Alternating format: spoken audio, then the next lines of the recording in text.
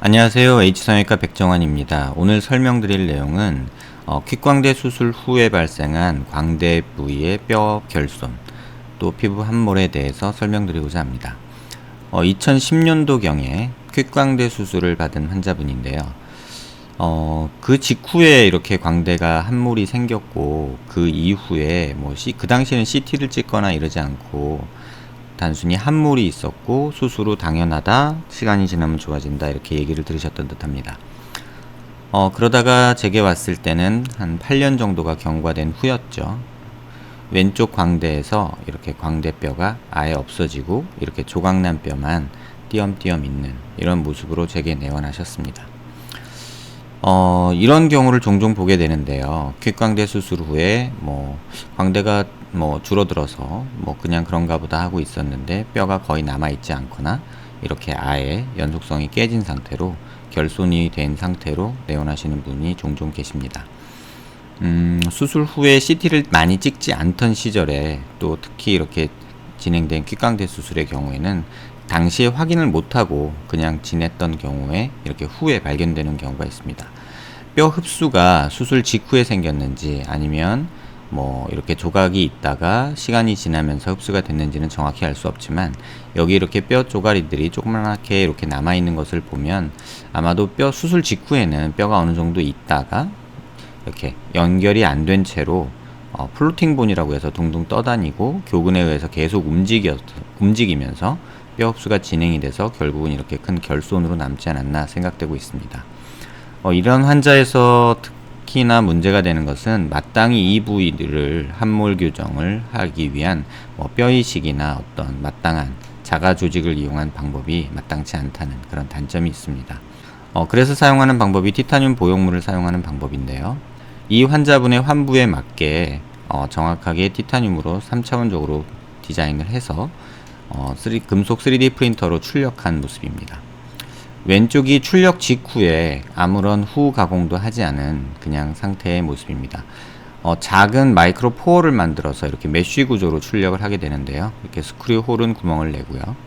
이렇게 디자인을 해서 실제로 인체에 삽입할 때는 이런 경계 부위들을 조금 더 날카롭게 만들고 또 스크류가 들어갈 부분을 이렇게 조금 스크류 머리가 이렇게 돌출되지 않도록 이렇게 챔버 디자인을 하게 됩니다. 그래서 후처리를 통해서 거의 칼날과 유사하게 굉장히 얇게 후처리를 하게 되고요. 이러한 경계 부위에서 특히나 단차가 만져지지 않도록 굉장히 후처리를 하게 됩니다. 또한 금속 프린트는 대략 500마이크로미터, 그러니까 0.5mm 정도의 오차를 가지고 있기 때문에 그 오차를 극복하기 위해서 이렇게 후처리로 한 0.23mm 정도로 200마이크로 미만으로 오차를 줄이기 위해서 이런 노력들을 하고 있습니다. 그래서 환자의 뼈 모양에 맞는 3D 모델을 출력하고 여기에 금속 보형물을 대줘서 실제로 단차가 없이 잘 맞는지 확인을 하고 수술을 진행하게 됩니다.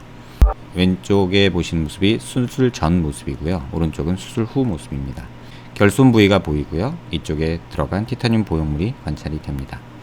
오른쪽은 이렇게 플로팅 본이 아직 조금 남아있고 이쪽 부위의 뼈 조각이 아마도 떨어져 나간 게 아닌가 생각되는데요. 수술 후에 이제 불안정 골절이 돼 있다가 교근이 계속 당기니까 아래쪽으로 떨어져서 이렇게 떠서 남아있는 뼈로 있었던 듯 합니다. 그래서 이 뼈를 잘 찾아서 이 함몰이 있는 부위에 뼈 이식을 해줬던 경우입니다. 왼쪽 사선에서 보시면 이쪽에 결손 부위 있던 부위에 이렇게 티타늄 보형물이 잘 안착이 돼서 거의 단차 없이 이렇게 잘 맞물린 모습을 볼 수 있고요. 이렇게 떠 있는 뼈는 제거를 했습니다. 왼쪽에서 완전 측면에서 보시면 거의 단차 없이 이렇게 맞물린 모습을 볼 수 있고요. 디자인한 대로 티타늄 보형물이 결손 부위를 메꾸면서 체부와 아치를 연결을 한 모습이 관찰이 됩니다. 우측 사면 모습에서 보시면 이렇게 플로팅 본이 하나 있는데요. 이 뼈를 찾아서 이쪽에 함몰 부위에 이렇게 뼈 이식을 해서 스크류로 고정한 모습입니다. 아치 부위의 결손도 있었는데요. 이 결손은 체부가 워낙에 단단히 붙어 있기 때문에 추가적으로 뼈 이식이나 이런 걸 하지 않고 그대로 두었고요. 오른쪽 측면에서도 보시면 플로팅 본 보이고 아치 쪽의 연속성 깨진 것이 보이지만 세부 쪽에 뼈가 굉장히 단단하게 그대로 유지가 되고 있기 때문에 이 뼈 조각만 옮겨서 이쪽에 뼈 이식을 한 모습입니다. 고개를 든 모습에서도 보면 이렇게 아치의 연속성이 깨진 것이 티타늄 보형물로 이렇게 아치가 연속성이 회복되고 고정이 된 모습이고요. 이쪽에 플로팅 본은 이쪽으로 이식이 돼서 고정이 된 모습입니다. 퀵광대라는 유혹이 굉장히 최근 들어 더 성행하는 듯합니다. 일부 비전문의 선생님들까지도 퀵광대 수술을 시행하고 있고 굉장히 저렴한 비용으로 큰 효과를 볼 수 있다고 온라인상에서 굉장히 많은 홍보 마케팅이 진행되고 있는 듯합니다. 물론 적은 노력으로 큰 효과를 보는 분도 분명히 있을 거라고 생각됩니다. 하지만 만에 하나 적은 경우에서라도 이렇게 조금 되돌리기 힘든 경우를 만든 경우에는 이렇게 원치 않는 이물질 보형물을 또 이렇게 만들어서 정상 구조로 만들어야 된다는 그런 단점이 존재합니다.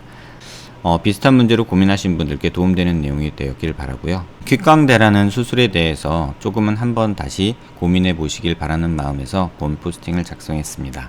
도움되셨길 바랍니다. 감사합니다.